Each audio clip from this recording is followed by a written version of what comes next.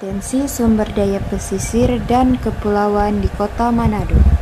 Kota Manado memiliki potensi yang besar dalam bidang pesisir dan kelautan.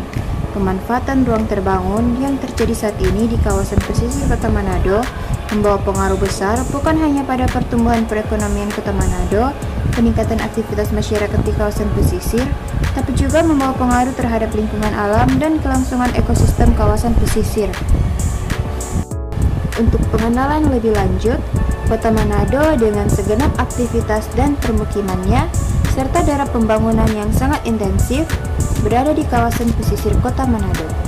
Kenyataan menunjukkan bahwa besarnya tekanan penduduk dengan dinamika sosial ekonominya, serta besarnya tuntutan pemerintah daerah untuk memperoleh sumber dana bagi peningkatan akselerasi pembangunan, telah memberikan dampak yang kurang menguntungkan bagi keberlanjutan lingkungan hidup dan sumber daya alam yang menjadi modal pembangunan masa kini dan masa mendatang.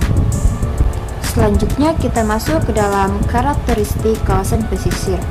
Karakteristik khususnya dari wilayah pesisir menurut Jan Cepos dan Kap Jilundin tahun 1996 antara lain, yang pertama, suatu wilayah yang dinamis dengan seringkali terjadi perubahan sifat biologis, kimiawi, dan geologis.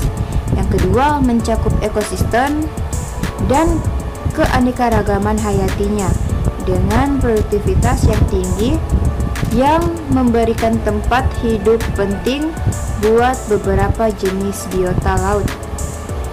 Yang ketiga, ciri-ciri khusus wilayah pesisir seperti adanya terumbu karang, hutan bakau, pantai, dan bukit pasir sebagai suatu sistem yang akan sangat berguna secara alami untuk menahan atau menangkal badai, banjir, dan erosi. Yang keempat, ekosistem pesisir dapat digunakan untuk mengatasi akibat-akibat dari pencemaran, khususnya yang berasal dari darat. Sebagai contoh, tanah basah dapat menyerap kelebihan bahan-bahan makanan, endapan, dan limbah buangan.